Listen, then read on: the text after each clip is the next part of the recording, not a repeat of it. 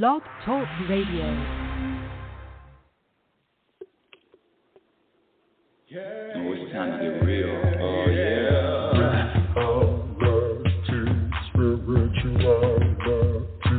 It's the new experience. Reality, spirituality. Yeah, keep your ears open for this one now. Reality, spirituality. You got a question for RLN? Reality, spirituality. Yeah, it's time to get some answers, baby. Reality, spirituality. Oh, now we getting real. Getting real. Reality, spirituality. Yeah, it's time to get down. Reality, spirituality. Yeah, you gonna feel good now. Real good. Now, that's what I'm talking about.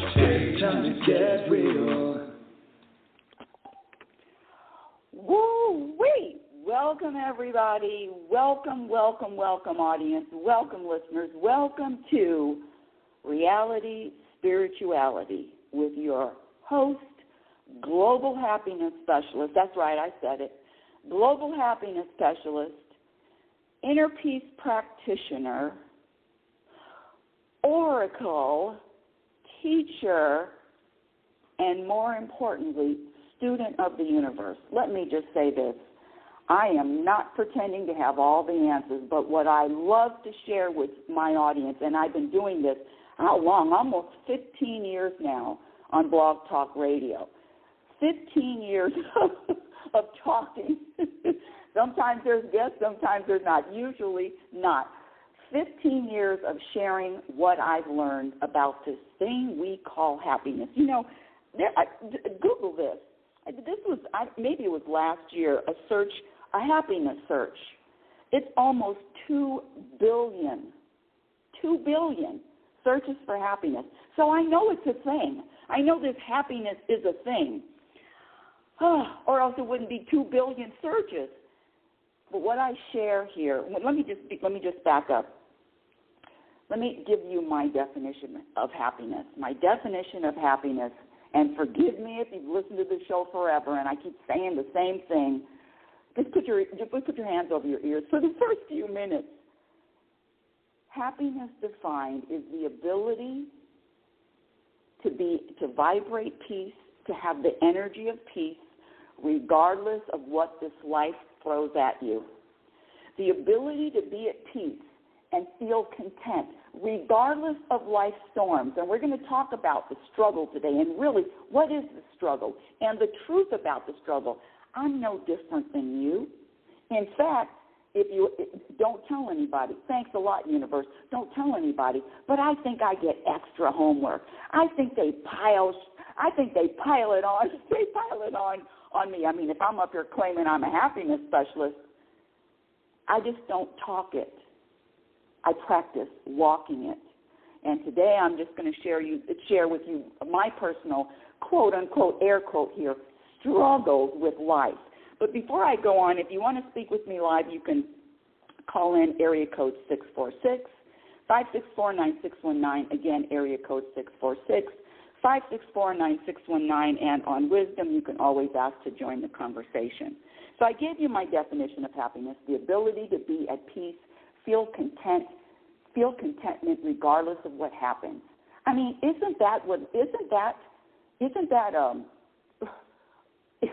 what is that worth? What is that? I mean, I'm talking about how much do you even value that? Or is the program so deep that, it's normal, it's natural that I'm supposed to be upset, that I'm supposed to be worried, I'm supposed to be fearful. Oh, that worry thing, that's another program. I'm going to be talking about programs because it's not the event that causes all the struggle. It's the program. And I've been looking at a lot of videos lately, and there's a lot of videos about this programming. Look up anything on YouTube from Dr. Joe Dispenza or Dr. Bruce Lipton, or just Google program and know that from birth to the age of 7, it is just we're all blank slates when we get here, And it's about the programming. It's the programming that causes the suffering. It's the programming that causes the struggle. And I'm going to really dive deep into that. Let me say this, too, because sometimes that happiness word gets a bad rap. And I'm not talking about, oh, no, I'm happy all the time. I'm just like you. But with happiness, put an equal sign to peace, to inner peace, to contentment. What I'm saying is it is a constant vibration. It is a temperature gauge. It is an individual temperature gauge. What are you set at? Let me ask you a question. Do you honk your horn? And I'm not talking about honking your horn when there's a danger. I'm talking about honking your horn because someone isn't moving when the light is green, or someone's cut you off. I'm just talking about where is your temperature gauge set, and only you can answer that. I'm here to tell you, and I learned this when I moved to Oregon, but I'll never forget visiting Portland. And you know what you don't hear when you're driving around in Portland, unless Californians have moved in. I never heard a person honking their horn. It was the strangest thing. It's like going to New York and you don't hear horn honking, because in New York that's all you hear. So when I say it's a program, it's really looking at and dissecting and being honest with yourself. And is this peace, is this inner peace, is this contentment even a priority? Is it even a priority in your life? I was looking at this movie. It's called John Wick. And actually it was the second John Wick 2, starring Keanu Reeves. And it was the second, and it starts at the beginning of the movie. So it's John Wick 2. And the man was talking about John Wick, which is this experienced, high. He's just an assassin. He said, "Oh, what?" I know I'm really getting off now, but he was talking about he killed 3 men with a pencil. I mean, he had this reputation of being this badass guy. But one of the things that this man was describing, he says, John Wick is focused, committed, and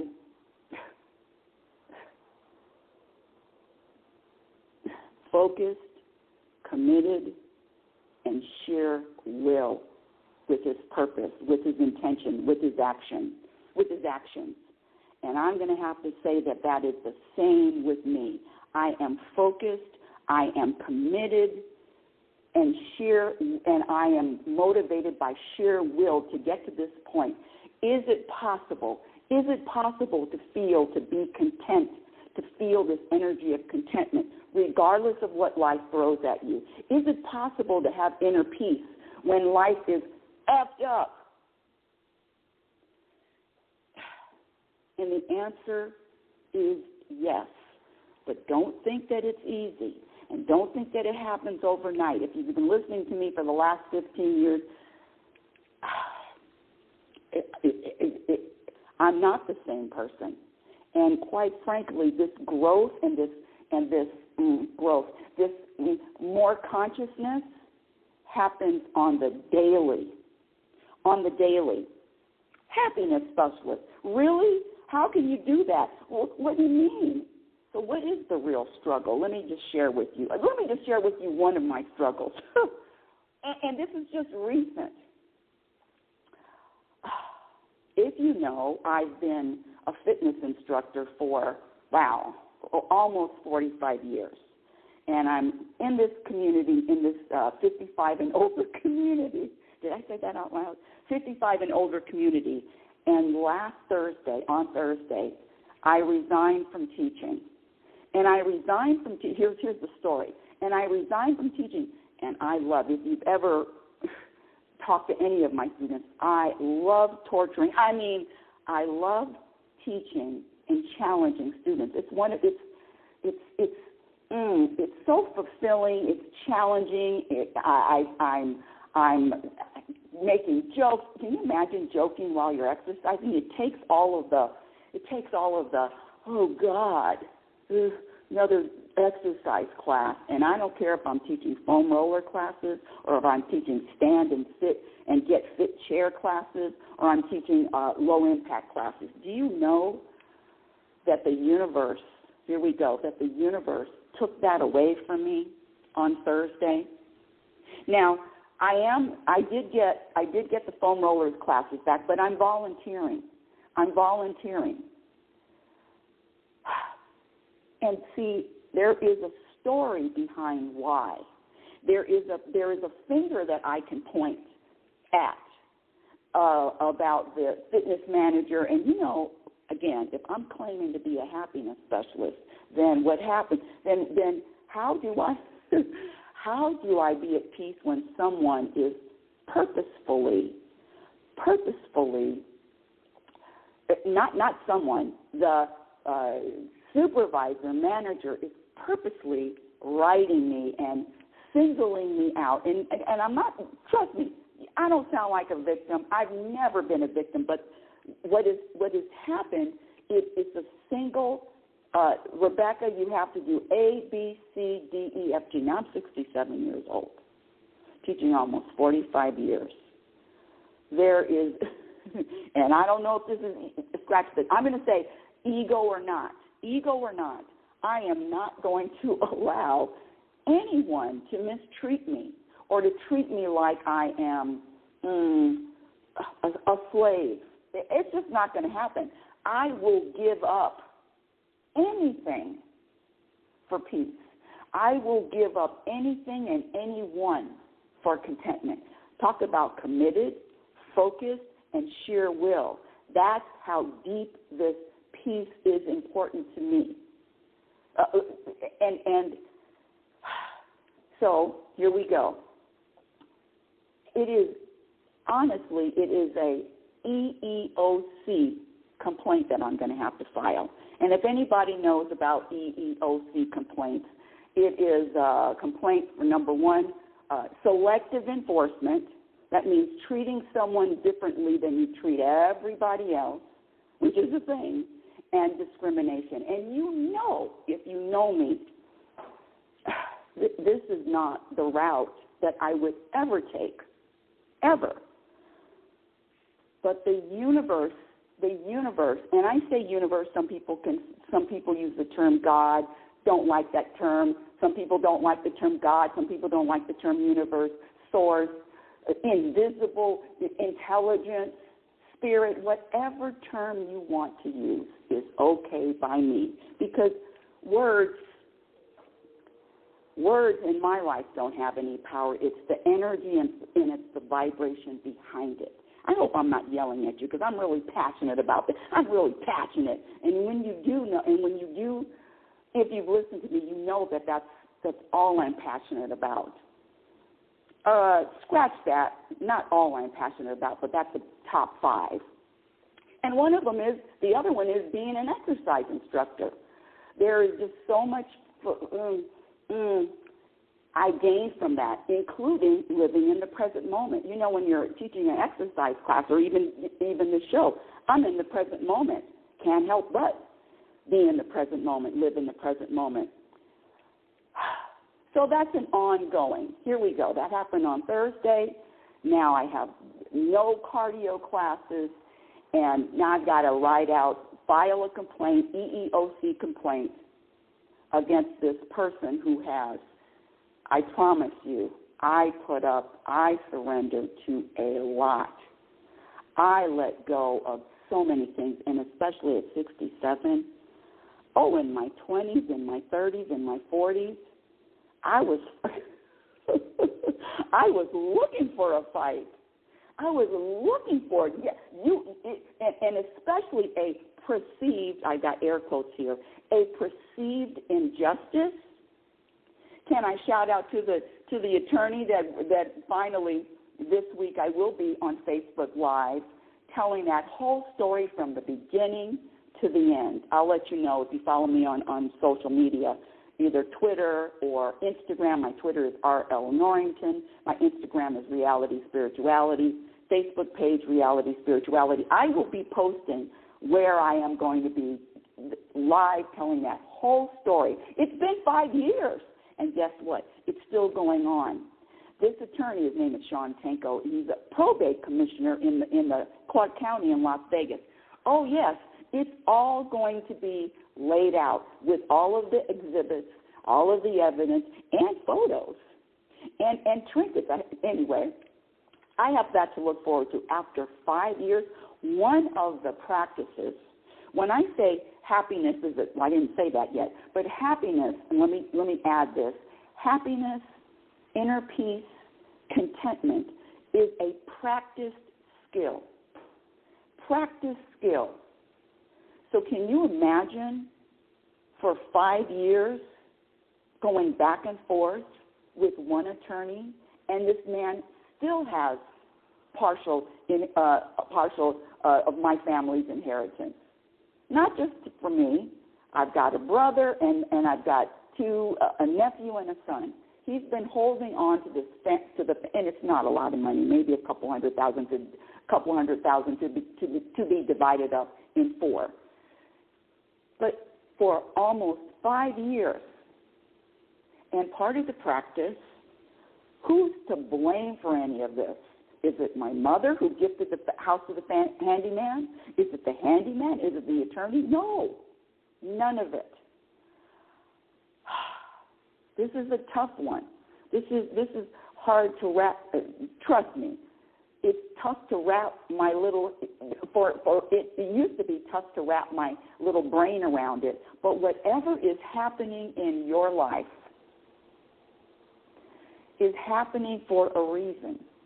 Is happening to serve you in some kind of way, and I guess I needed more patience. Not I guess I needed more patience. I needed to be able to detach and let go of anything that's material. Which brings me to the second struggle and the second storm. I've lost count. I own a home in Oregon. And if you listen, you know it is my dream home. Dream home. I remember going to Monterey, Carmel, California when I was 18 years old.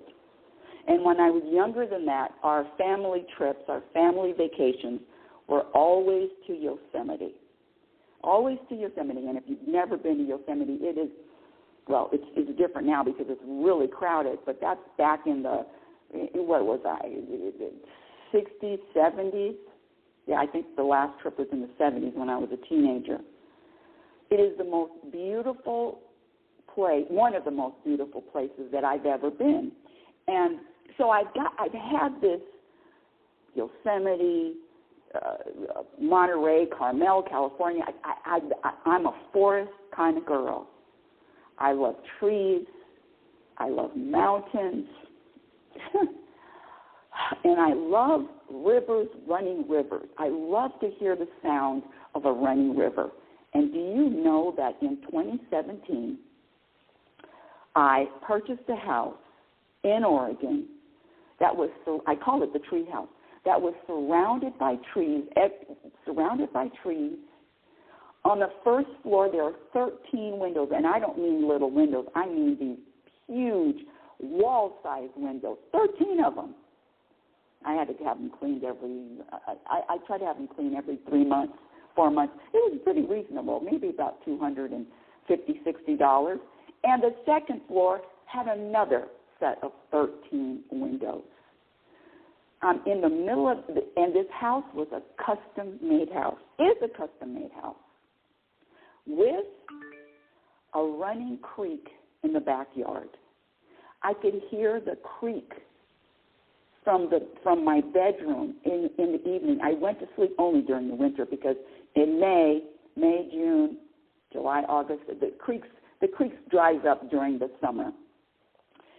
And you can't hear a thing. You can't even hear, the only thing you could hear are birds chirping. I don't know if you've ever lived someplace where you can't hear anything, nothing. It was the most peaceful, quiet, gorgeous time. Dream home. 18 years old, I say, when I retire, I want to live in a house surrounded by trees with clean air and a running creek. And that's what happened. And when I got there, I'm just digressing a little bit. When I first moved in,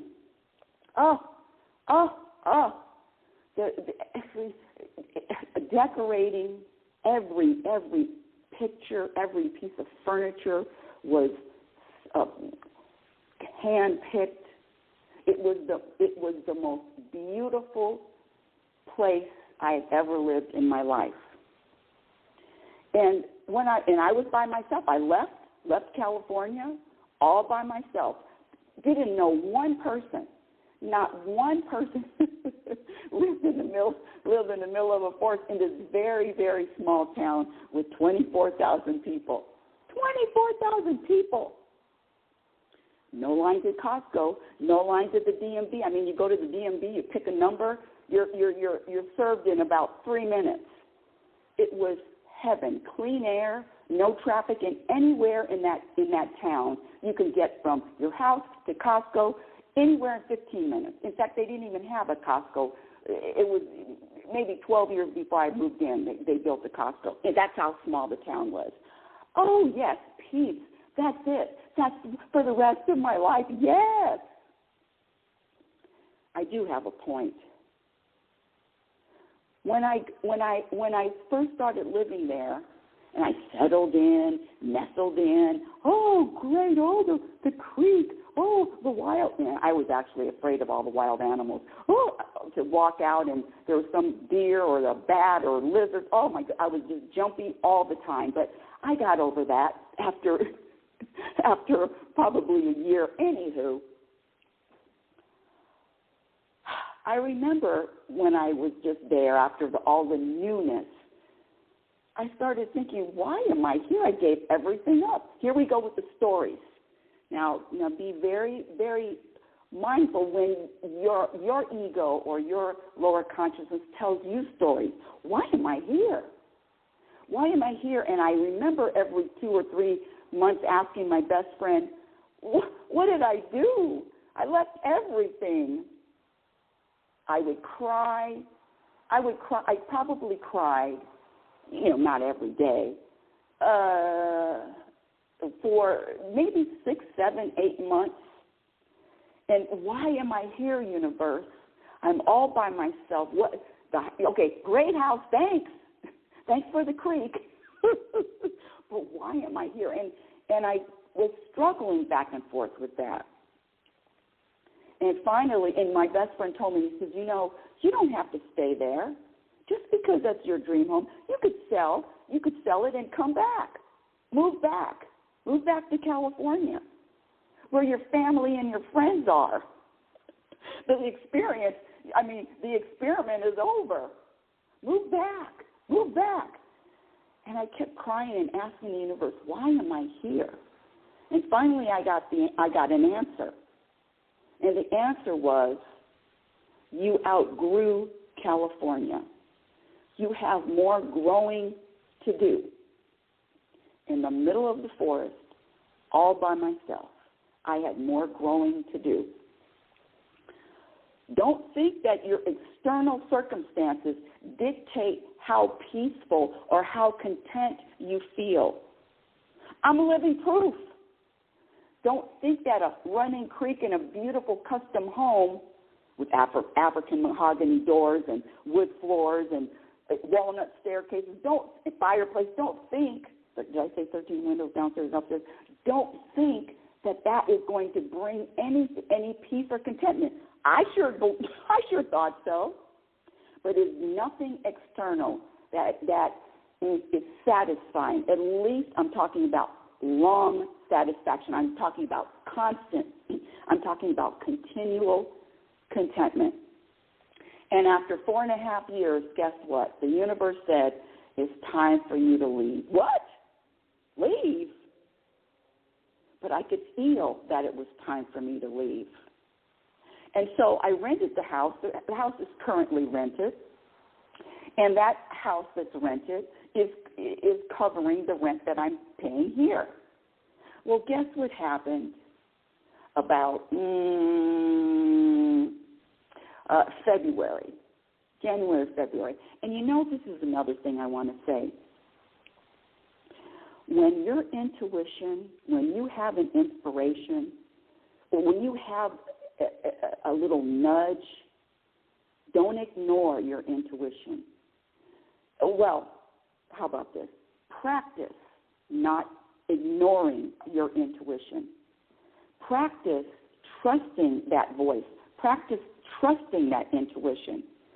Because even though that tenant moved in December 2021, I said, you know what, there's something off here. There's something off. And then it threw me off because I go to church every Sunday. I'm a churchgoer, family. It's just a person with children. A family, yes, churchgoer. I mean, constant. But there was something there was something else. And sure enough, here we are in March. I've got to file an eviction. Not got to. There's going to be an eviction hearing next week. Now, in the meantime, because the tenant stopped paying rent. And so financially, now what? You see what I mean when I'm talking about real life struggles? I'm not different than anybody else, but it's what is the real struggle?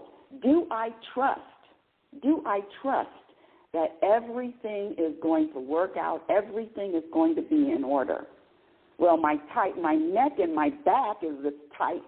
Oh, gosh, universe, another struggle, another challenge? I mean, piling, I have more too. Piling on? And the ego wants to get angry, wants to attack, wants to tell this person, you don't know how many times I've texted. But I haven't sent it. See, that's the difference. Texting and getting it out and sending are two separate actions, two separate behaviors. And I could text it, and I could say it, but do I need to send it? Because when I do send it, if I do send it, then I will be creating what? Peace or drama? And that's going to be all on me. I know too much. I practice too much. Meaning either I'm trusting that everything is in order, and either I'm trusting that this is just another part of this journey, or I'm not.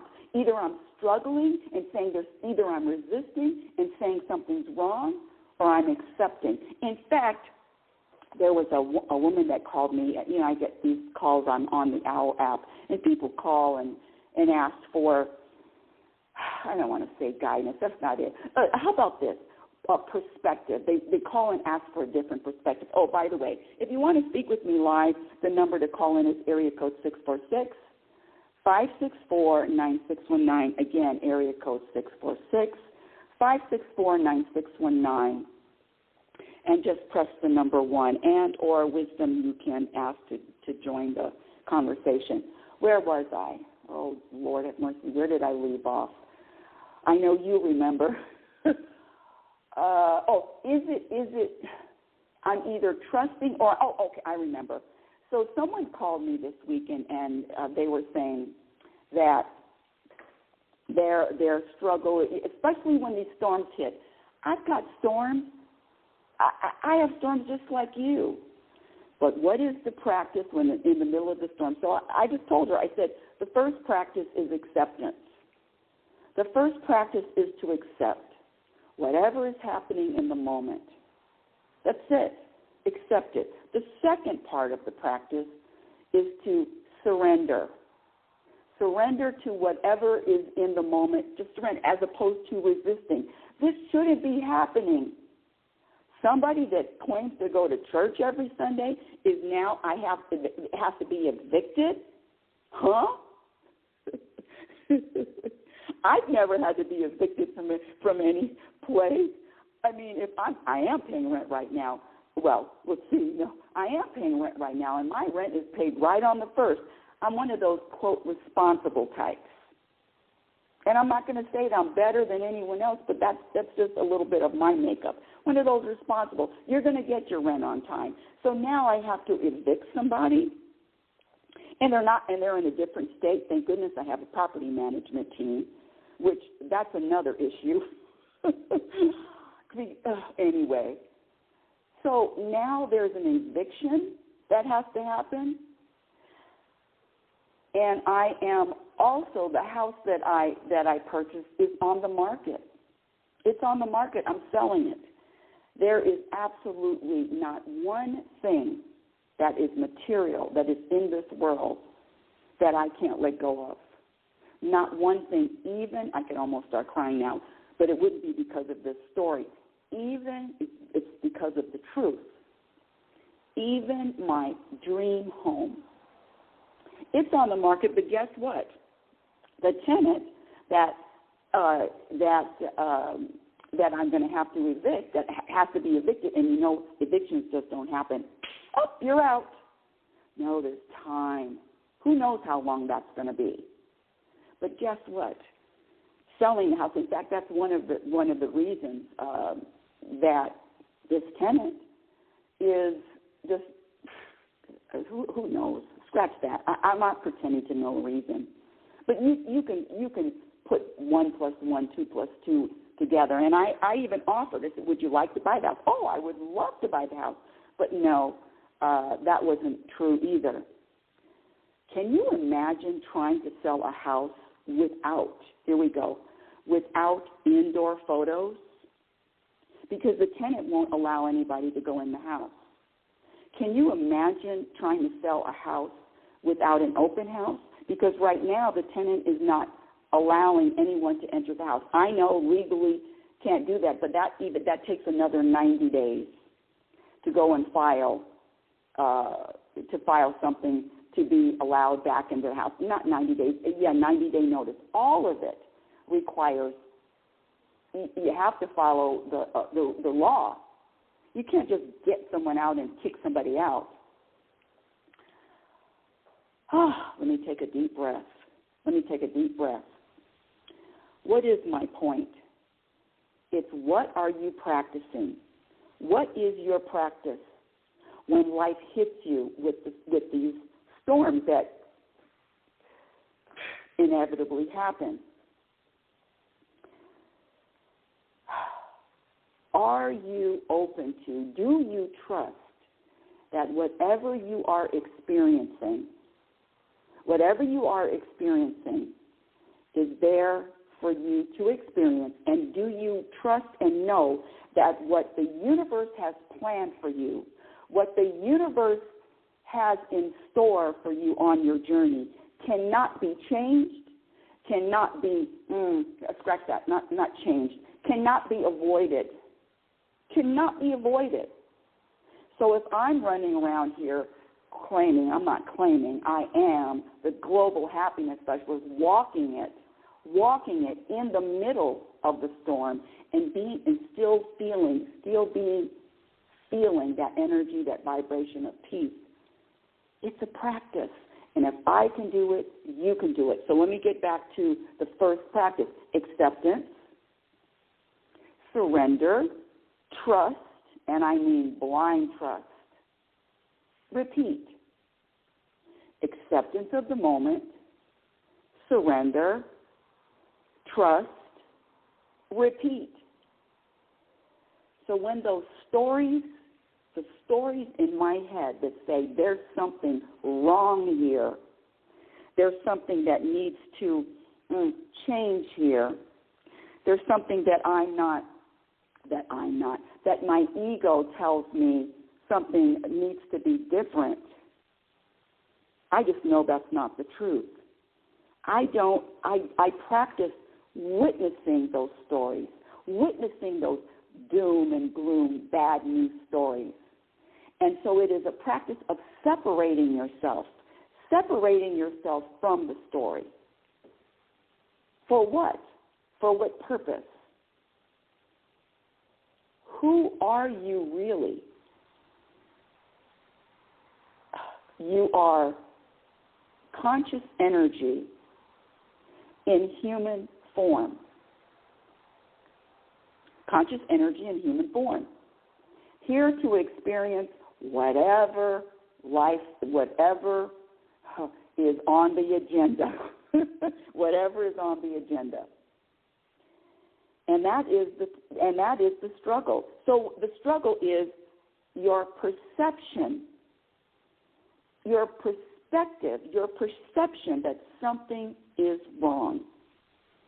The struggle is the programming that says something needs to be different. You know, I can look back and say, oh yeah, should have followed my intuition, and now she's in the house and they can't sell the house and no rent and all of that. I go on and on and on with the stories, but there's no peace in that. And there's no contentment with that. Ego, you're not in charge anymore. And then the other thing, these stories, who is the author of the stories? Who is the author of the stories that do not stop? Who's the author of these stories? Me? No, it really isn't you. How about stepping out and just witnessing the stories as opposed to identifying? Here we go. Another program is living in the past.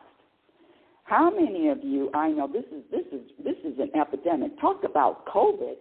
This is an epidemic of how often are you talking about living, which is regurgitating yesterday. Yesterday, all my troubles seem so far away. Now it looks as though they're here to stay. Oh, I don't talk about yesterday, not in my real life. But I challenge you to put a mirror right to your face. I challenge you to keep a stroke count of how often in your real life you talk about yesterday. Focus on yesterday, especially if it's bad news. And my question to you is, what outcome do you want to experience? What motivates you? And what motivates you a program that if I accomplish this goal, that I will be at peace, that I will be happy? Because if that's when A happens, then I'll feel better. If B happens, then I'll feel good. And I'm here to tell you that the feeling good in the moment, in the present moment, that feeling of peace and contentment is in the present moment. That's the ticket. Because if you are dissatisfied I've said it a million times, if you are dissatisfied in your present moment, I guarantee you will be dissatisfied in all future moments. So it's about tackling that program of dissatisfaction in the moment. Guess what? Guess what the world sells? SELLS. The world sells dissatisfaction. Dissatisfaction with where you are, who you are, what you look like, dissatisfaction with your life, dissatisfaction with circumstances. And I'm here to say that that's just another program. Contentment is a practice skill. How often do you practice feeling, vibrating satisfaction, the energy of satisfaction, the energy of peace in the present moment? Only you can answer that, regardless of the storms in life. Because either you are feeling tossed and turned by what happens, or you're at peace with what happens. The program is not to be at peace is not to be at peace. I know, and don't think, please, let me just back up. Don't think that I have this 100%, because I don't. It is a continual, ongoing practice. But what I do know, I got both hands up right now. What I do know is that whatever the universe throws on my path is there to benefit me in some way. And one of the challenges is, and one of the struggles is, change and feeling comfortable with change and feeling comfortable with doing something different, responding differently. You were either reacting to life or you're responding to life. And responding means that you are taking a breath and consciously making a decision. Reacting means you are just a programmed robot. If somebody cuts you off in the traffic, there goes the middle finger. That's a robot. And no offense. And the reaction is, and it's not, let me back up. It's not your fault, my dear audience. It's not your fault. We've all been programmed to react to life, as opposed to conscious responding to life. So my question is, what is the outcome that you are getting? And the only reason why I'm a little different is because when I was in my teens and my 20s, and I wished, and I blew out the candles and made a wish on my birthday cake. When I blew out the candles and I made a wish, a lot of people do that, or you can throw coin into a fountain and you make a wish. I always wish for the same two things. I wanted to live to my potential. That was wish number one. And the second wish was I wanted to be happy. And I'm just doing this happy thing first. I'm on this happiness, peace, contentment train first. Why? Because in my life, what I believe is if I don't have that peace, if I don't have that contentment,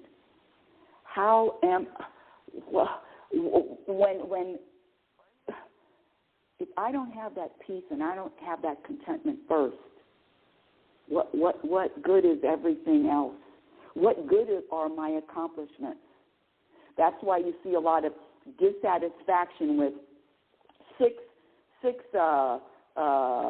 NBA championships, or you see dissatisfaction in you won an Oscar, and then great accolades, and now what happens the next day? What else? That's why the constant needing to feed. I need something else. I need another. And I promise you, I'm not judging. I'm just talking about the programmed world, which goes after things first before peace. But I'll tell you this.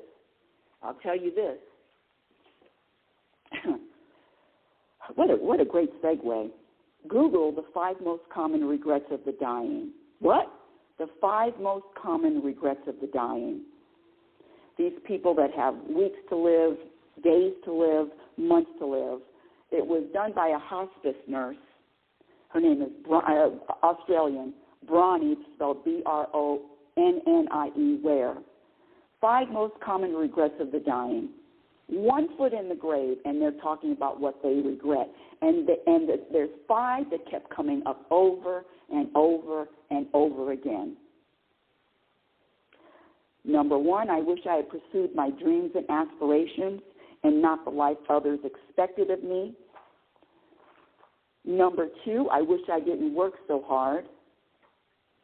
I joke, but I never had that problem. I wish I had the courage to express my feelings and speak my mind. I wish I had stayed in touch with my friends. We outgrow people. Nothing wrong with them. Nothing wrong with you. We just outgrow them. And the fifth one is, I wish I would have let myself be happier. And that's all I'm sharing here today, folks. This thing called happiness, and again, it's not a, oh, I'm happy because. No, it is a, you know how you set the temperature gauge in your house to, I don't know, 60 degrees, 65 degrees? I remember my mother used to set her temperature gauge at 80. 80 degrees in the house? Lord have mercy. But everyone's different. I say we are as different as our fingerprints, and that's the truth. We are as different as our fingerprints. And all I'm trying to say is that this contentment and this peace and this inner peace and this vibration and energy of happiness is number one. Everything else, you can take anything away from me. Anything away from me. But don't take my peace. Don't take my contentment. Don't take my peace. Nobody can take peace. And with contentment, gold.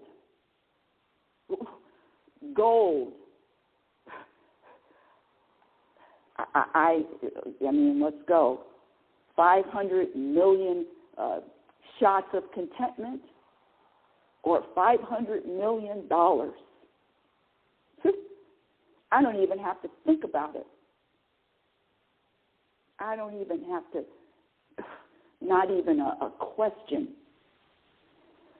In fact, I've asked the universe before. I remember this was years ago. Hey, universe, you know, when you're going through these struggles. Hey, universe, we said, well, would you like $100 million and be the same person you were before? Would you like that? You want that? No, universe. Never mind. Forget my call. Forget I mentioned anything. This contentment, and in fact, what is the world looking for, seeking? What is the world focused on? Doing or being? I ain't saying nothing wrong with either one. I'm just saying that I promise you this, that either you get it now or you're going to get it later. This peace and contentment thing, we're going to get it. It's just when. I said, okay, I'll do it now, universe, I'll do it now.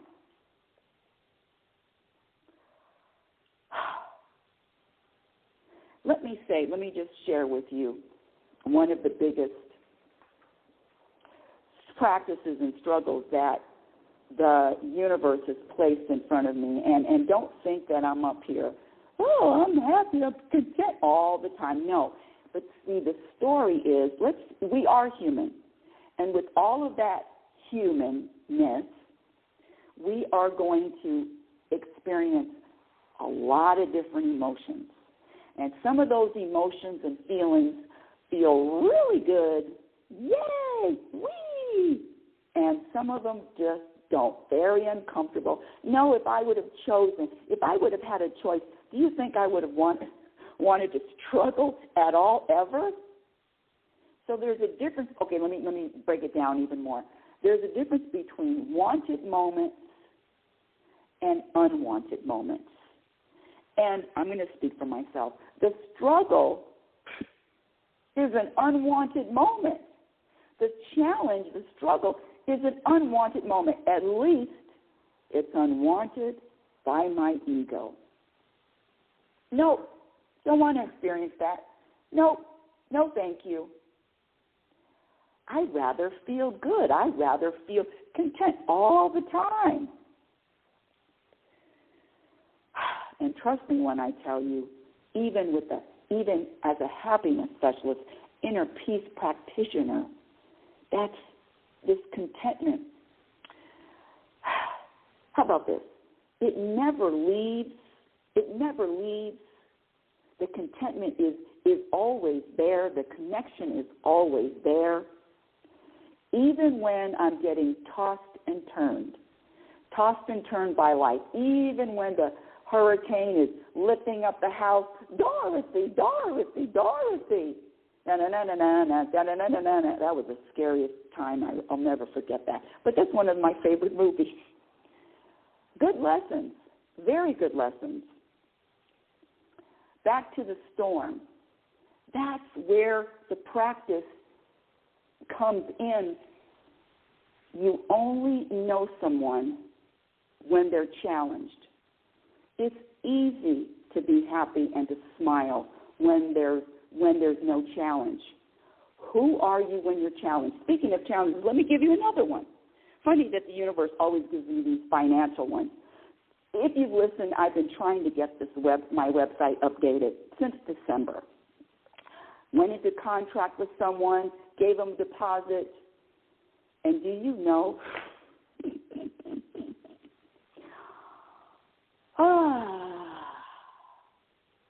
that's another battle with someone that the universe paired me with, did it on purpose, because nothing is random, at least that I don't believe.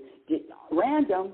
Now, how can you deal with someone that hasn't done anything that was promised, from a website to a new logo to YouTube? If you've looked at any of my websites or my YouTube channels, it needs updating, and it needs updating yesterday. But back to the truth, which is, this is my practice only. My website will get updated. My YouTube channel will be updated. My logo will be created when it's time. And not one moment before or after. What? That's crazy, Rebecca. That doesn't even make sense. No, it doesn't. It doesn't make sense. Not in the human world. But I do not live in this human world anymore. There is another dimension. I'm not crazy. Yeah. There's another dimension. There's another place to live. Because if I'm in this low vibrational human world, I'm going to be disappointed. I'm going to distrust. I'm going to have so many unwanted moments. It's unwanted moment, unwanted moment, unwanted moment. How about practicing all moments are wanted? Oh, that hurts. Don't think I'm, hey, this shit is easy. No, my dear audience, but I'll tell you, the results is worth it. And the result, and here we go. Your energy and your vibration is your contribution to this planet. You don't even have to leave the house. If you're vibrating peace out in the world where not a lot of peace out there, if you're vibrating that and you walk and you're walking and you come in contact with anyone and you're at peace, guess what? People can feel peace. People can feel contentment. When you walk into a dark room, pitch black room, and you turn on the light, the darkness leaves. So my practice is to be that light as much as possible. And that's another thing. There's no criticism, no judgment about self. But if you're criticizing, if you're pointing your finger, if you have judgments about other people and what they're doing and why they're doing it, on and on and on, and blaming, just like what this world does, you're just exposing you. You're just exposing you. Now, when I tell a story, especially a personal story, there's a difference between judging and just telling the story without judgment. And I really hope that you can feel the difference of telling a story with judgment, with no judgment. Because that's another practice. The good news is whatever you were programmed to believe, whatever you learned, you can unlearn with practice and commitment, patience, and trust. Don't ask me to say that again because I already forgot. So what is a new program? What is the new? Oh, let me back up a little bit. What are some of the beliefs that you hold on to for dear life? And only you can answer this. You hold on for dear life that you are not willing to investigate, dissect, or let go of.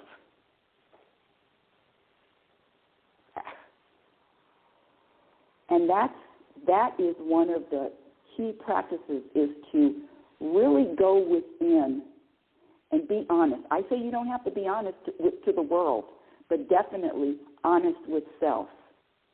Honest with are you able, here we go, are you able to look at the same problem, but expand your perspective? And if you cannot, and if you have a problem that you cannot see anything good coming from it, then know that you are programmed robot. Oops, I didn't mean that. Yes, programmed robot. These programs of, how about this? Hold on a second. Don't go anywhere. Where's my list? Here we go. Right now, I'm up to 44 program behaviors that have been proven to subtract from contentment, from peace, a.k.a. happiness. Does anybody want to know what they are? 44. I'm going to start at the back because sometimes I start at the beginning. Get your pencils out if you want to jot these down. Oh, by the way, back up a little bit. The book that I'm writing now, it's called Program for Unhappiness. I've been writing this book for at least 5 years, and it's time to get it out. And the universe dropped in my lap a perfect person to help me edit this book, and it will be out because this person is a very efficient, very the opposite of me, where inspiring. Yes, we're going to get this done, and we're going to have a deadline. And I'm the type personality where, okay, but if I'm pushed, if I'm nudged, if I'm encouraged, I could pop out a deadline. But I know myself. If it was just up to me, the book would never get written. But anyway, I digress. Let me just share with you some of the program behaviors that have been proven to subtract from your peace and happiness. Anybody interested? Good. Starting at the back. And you can disagree, and I'll tell you this. What I teach and what I share is, trust me, I get a lot of pushback. I get a lot of disagreement. I get a lot of you're wrong. I get a lot of contentious and very unpopular with the masses. I get a lot of it. People get angry, especially when buttons are pushed. Know that if a button is pushed, number one, your buttons are your responsibility, not the responsibility of anybody else. So if I have a button pushed, guess what?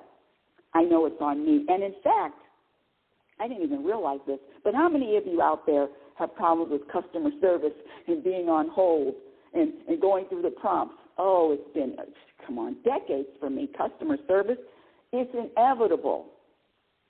Until I realized, this was 2 weeks ago, that's just the program too. Me getting bothered and irritated and impatient with customer service. Oh, and the program questions, when you go out on Monday, Or you're out on Friday. Hey, got anything planned for the weekend? Anything exciting on the weekend? Oh, you talk about buttons pushed. And then on Monday, did you do anything on the weekend? What did you do on the weekend? You know, the Friday questions the same, Monday questions the same. Oh, the program just, but guess what? I'm programmed to be annoyed by those program questions. What? Yes, I'm programmed to be annoyed by the program questions. And if there's a button that I've got, trust me, my dear audience, I'm on it. Because just like John Wick, I'm focused, I'm committed, and sheer will. Here we go. Program behaviors that have been proven to subtract from your peace, from your happiness. Here we go. Having hate, disdain, dislike for any other person, including yourself. That's an easy one. Identifying with the body and thinking that your identity is your body. You're more than just a body. Having an agenda with someone. That means that when you're out and about in your personal life, private life, and you want to teach somebody something, or you want to, they would benefit from hearing this. That's having an agenda. Trust me, when I'm on line and podcast or radio, whatever you want to say this is, when I'm doing a show, it's totally different than in my personal life. Having an agenda, and I used to have agendas in my personal life. I want to teach them something. I want to inspire something. That having an agenda subtracts. Here we go. Lack of acceptance. That's an easy one. Lack of acceptance of this moment, lack of acceptance of another person that doesn't act like, think like, believe like you do. And I had to learn that one too. I'm running around here, everybody wants to be happy, right? Who wouldn't? And it hit me a few months ago because the universe always provides answers, always provides insights, especially if I'm off the course. And I found out, this is another movie, Con Air, and in that movie, let me see, where's the exact quote? Where is the exact quote? Where is it? Where is it? Where is it? Where is it? And in that movie, there was a message for me. It was a horrible movie, too. But I was supposed to watch this movie because there was a message. And of course, I'm looking for it. I really liked the quote, and I looked it up. Hold on. Where is this quote? Thank you, universe. July 2022. And this is when I used to think that everybody wants to be happy. No, not everybody.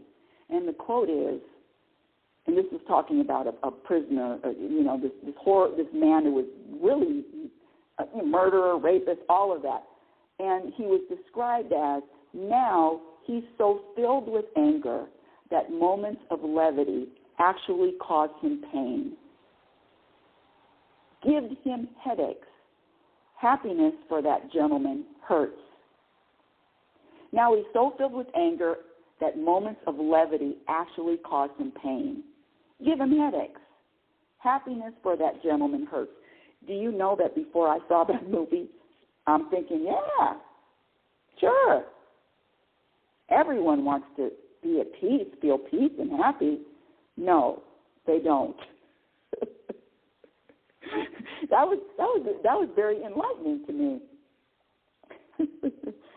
Okay, here we go. Thinking that there is something wrong, this is another program behavior, thinking that there is something wrong with life being unfair and unjust. Thinking that there is something unfair and unjust. Oh, no. I'm just going to push through these. Having regrets. Using the word should. We've all heard that one. I say there's nothing I should do, but there's definitely what I'm inspired to do. Here's an easy one. Rushing. being impatient, allowing your ego to dictate your words and your behavior. That's just a program. Lack of personal growth. Here's an addiction nobody talks about. I'm a recovering. Needing to be right.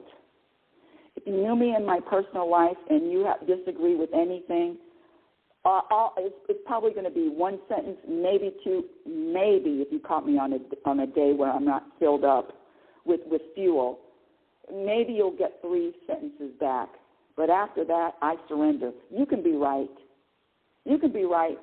And if you've listened to me on any of these platforms and somebody comes up to talk and they disagree, you can be right in a second. I do not need to be right anymore. But I sure used to.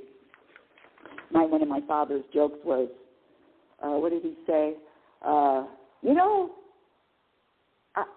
I'm always right, but there was a time when I thought I was wrong, but I discovered I was right anyway. I thought I was wrong, but I was right. There you go, Ralph Norrington. Resisting any moment. That means struggling with the moment. That means struggling with the present moment. Being critical of yourself and or others. This being critical, I grew up in a home where all it was criticism. And so I learned how to criticize myself, and I got really good at it. Really good at it. So I didn't need my parents to criticize me anymore. I did it myself. So that's another program, though, a program to criticize yourself or others. You didn't know how to do that before you were 7 years old, before 7, or is it 5? You didn't know how to do that. You were taught. How about this one? The inability to resist, the inability or resistance to forgive.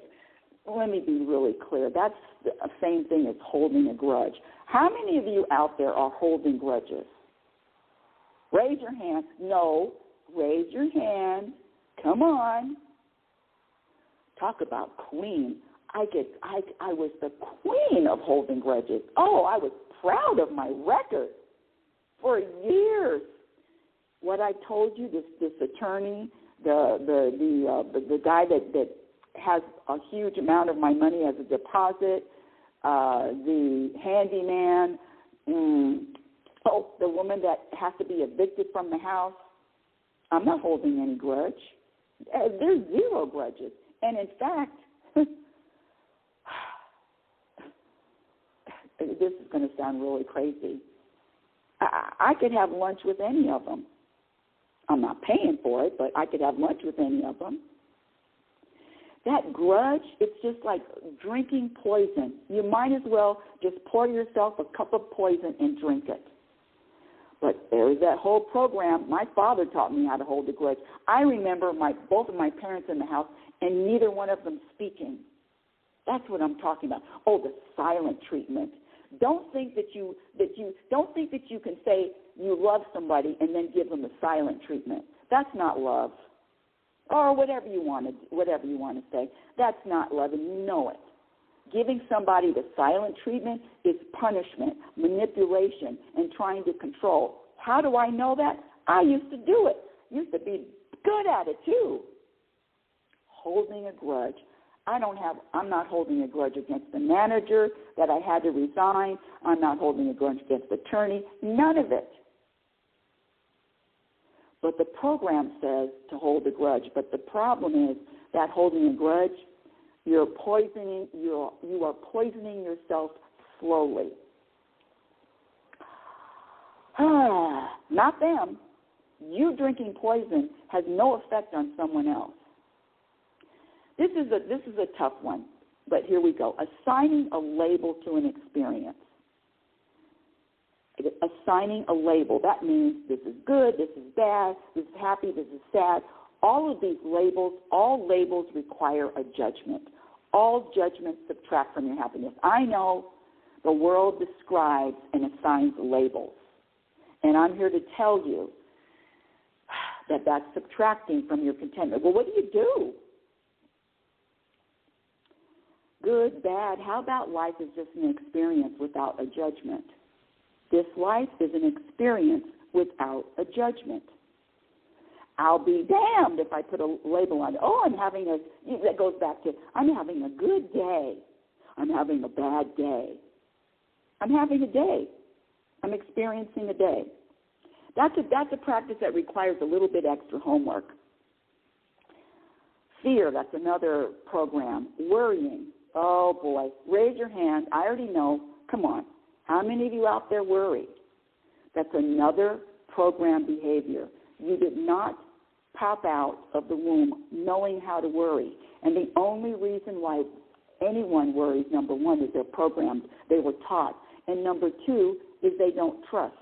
There's a lack of trust. Trust in what? You don't have to trust in God, but just trust that whatever you experienced, you got evidence. Whatever you experienced in the past served you in some way. You can look back on it. It served you in some way. That's enough evidence. And that you can carry that trust into your present moment and to all your into your future moments. Worrying. I was taught how to worry. I married someone who, that's all they did was worry. Yeah. But the problem comes in when these programs are so deep, it's not easy to eliminate them. So you practice little by little. Take small steps, very tiny baby steps. Can you imagine being free of never worrying? Can you imagine having your trust so rooted in your identity that there's no reason to worry? And I'm talking about health issues, financial issues, family issues, all of it. I have a son, only one. All my eggs are in one basket. This kid, sometimes he calls, sometimes he doesn't. Sometimes he travels. I don't have that call me when you get there obligation. No. He's not my son anyway. He's on his own journey. I know I birthed him. That's another thing. I know I birthed him, but he's got his own journey. And so I'm not worried. Not anymore. Not at 67. He's got his own, all of it. He's got his own challenges. And I used to, why does he have to go through, but it would be easier. No, he's got to go through every struggle he goes through. And I'm not worried about it because I trust blindly that the universe has his back. And the universe has your back too, my dear audience. Here we go. Taking anything personally. Oh, boy. Taking anything personally. How many of you out there, by a show of hands, take things, what people say, what other people do, what life throws on your path personally? That's another program. When you practice letting go and not taking anything personally, especially these people, it's not personal with the website guy. It's not personal with the attorney. It's not personal with the woman that won't leave the house, that I have to evict her. It's not personal to the manager that I had to resign.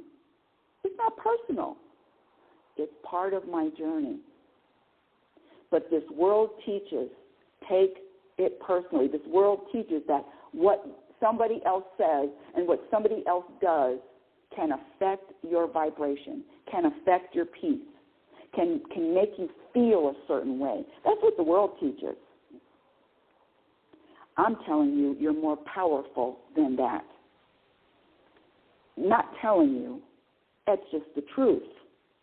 Who's more powerful? The person that can be offended and can have their feelings hurt, or the person that can't? Now, I get a lot of pushback that, well, what are you, just some stony, you don't care, you don't have any compassion.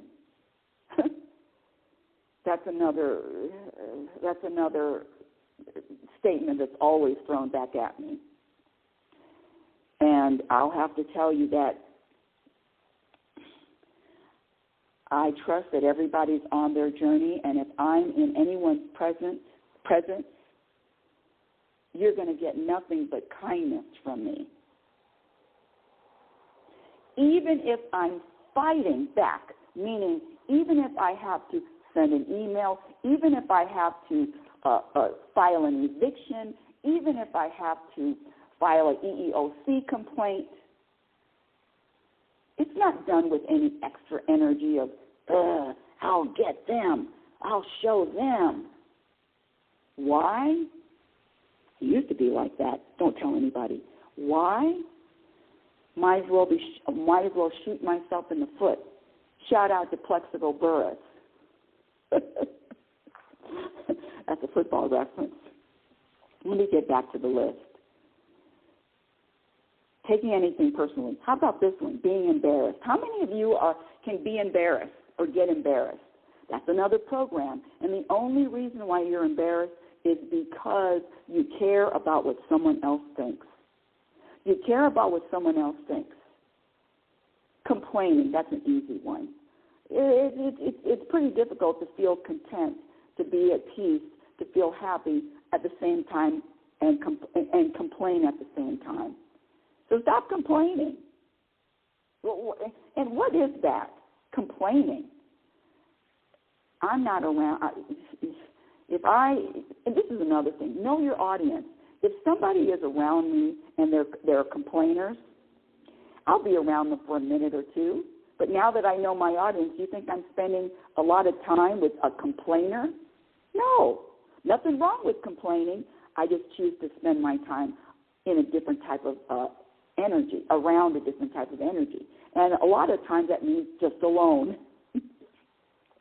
Trying to control anyone or anything outside of yourself. That's an easy one. All judgments.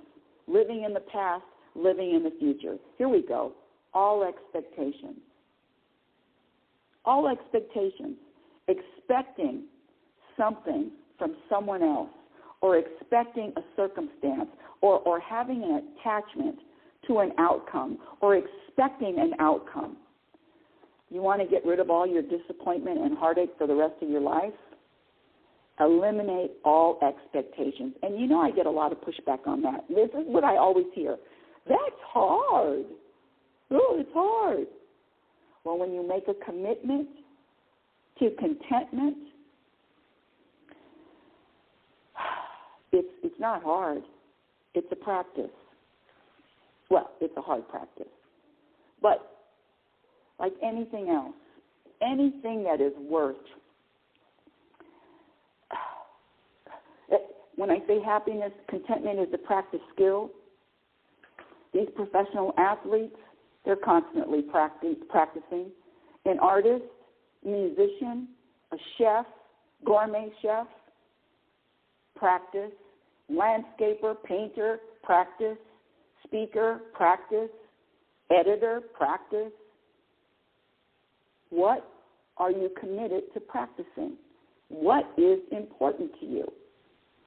What are your priorities? And all I'm here to share is that my priorities, number one, peace, inner peace, contentment, happiness, same thing, energy. It's an energy. It's not a word, it's an energy. That's number one. And then I go out into the world. And I don't even have to go out into the world, because you can feel this unwanted moment in the house. Oh, unwanted moments spring up all the time. You can experience even in a middle of a forest or in a retreat, just by yourself, come up with an unwanted moment. But where do those unwanted moments start? Where do they start?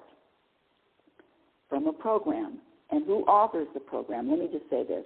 That ego, that critical mind needs fuel, needs to be fed. So you were either starving the ego and not identifying with the thoughts, or you were feeding it. And after all these decades, I practiced starving my ego as much as possible. And I mean starving. So if I do want to send a text out, and if I do want to say something, if I do want to have a conflict, I could write it out. Thank you for letting me vent. I could write it out, but am I going to send it? See, my ego, yeah, say this, say that. You're in the right. You're just, they fill in the blank. You come on. But when I don't send it, my ego is so disappointed. And let me be very clear, that entity, it is always it is full of, its blood is blood of discontentment.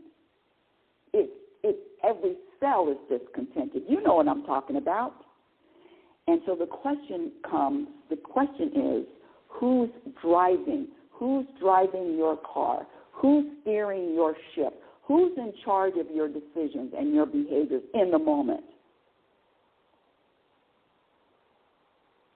I've been starving my ego for a long time, still starving it. Sometimes it gets out. Sometimes, it gets out. But I know how to rein it back in. And the other thing, this is something I just want to say, then I'm going to wrap it up. So you're all vibrating in energy. And that program, there's a program of, this is serious. This circumstance is serious. I've gone through it. Political, state of the country, state of the world. It's serious. That energy of it's serious. This is important. You can make your moves. You can navigate through life without that extra energy of this is serious and this is important. You can still do what you want to do. But that extra program of, in fact, who determines what's serious and what's not serious? Who determines that? That's a program, a deep-seated program. Can you imagine if we were all programmed with not labeling anything serious or important? Think about that just for a second. Soak that in. Can you imagine? You're doing everything. You're still going through life. You're going through all the ups and downs, wanted moments, unwanted moments. But those unwanted moments have that extra added spice of, this is serious. I had it myself when I'm trying to sell a house, and the tenant wouldn't allow indoor pictures and wouldn't allow an open house. That's serious. How can you sell a house without inside photos and open house and holding an open house? How can you do that? It's just serious. I had to check my ego on that one too. And I don't even say this, but I'm going to say it now. Hold on a second. I got to clear my throat. See, I got all choked up. It is what it is, but it ain't serious, and it ain't important. Serious and important is a program. And I'm going to end you with this one. Not end you, but end with this one. Well, there's so many. Noticing what somebody else is doing. Stay out of these people. Stay out of everybody else's business. Now, you don't have to if contentment isn't number one on your priority, but staying out of everybody else's business. This is the universe's business. Stay out of everyone's business. Can you do that? Do you have to notice what somebody else is doing and then compare what they're doing to what you do and what you believe? Stay out of everyone else's business. You will be more peaceful. And doesn't matter what happens. It matters how you perceive. It matters your perspective. It matters are you using a program, or is a program running? And if you want someone else other than me, you could, Eckhart Tolle, Byron Katie, David Hawkins, my favorite, David Hawkins, Deepak. The list is endless of, quote, teachers that are saying the same things I'm saying. I'm just saying it a little differently with a little bit more, bam, baseball bat to the back of the head. Thinking that money can buy inner peace or happiness, thinking that money or this thing called success, another thing, this success. What is success? Let me just leave you with this. What is success? You have to define that for yourself. What is success to you? I'll give you my definition of success.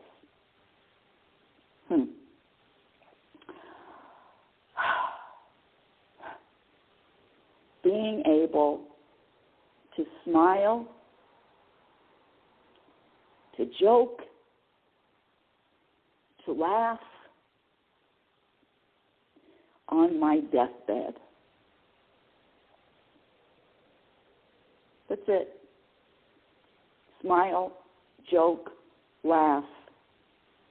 No regrets, of course, that's left unsaid. The ability to smile, joke, and laugh on my deathbed. I look forward to it.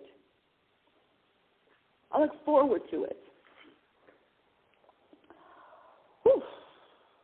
Well, that's the end of today's show. Thank you for listening. Reality Spirituality is heard every Sunday at 9 a.m. Pacific Standard Time. You can go to my website that hasn't been updated for years, RebeccaNorrington.com. Follow me on Twitter at RLNorrington, LinkedIn. My Instagram handle is Reality Spirituality. My YouTube channel hasn't been updated in more than a few years. It's a work in progress, but you can find me in some of the videos on YouTube. My first book, Reality Spirituality, The Truth About Happiness, can be purchased on Amazon. And I wrote a chapter in the book I read. It was out last March, and it went to number one on Amazon bestseller. All it is just sharing with you what book that I would recommend. I mean, there's not just one book, but there is a book that I chose, and it was called Power versus Force by David Hawkins. And the second book, the one I'm writing now, I found my editor. And let me say this.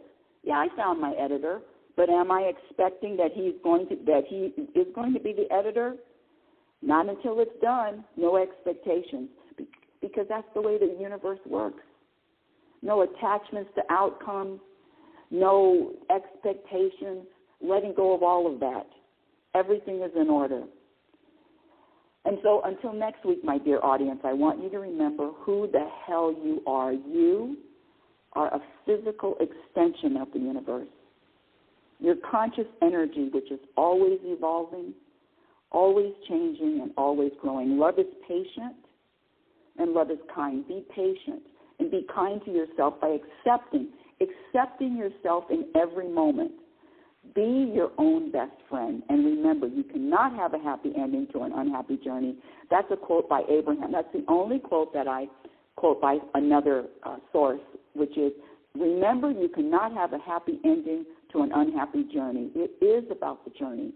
You've been listening to Reality Spirituality Radio with yours truly, global happiness specialist, inner peace practitioner, Oracle teacher, more importantly, student, Rebecca L. Norrington. And remember, happiness is a practice skill. And the good news is, I promise you, the more you practice, the more peace you're going to find, and your experience in every moment, while you breathe in and out, reflects on what you practice. Not just sometimes, all the time. Your moments reflect on what you practice. Have a conscious week. Thank you for listening.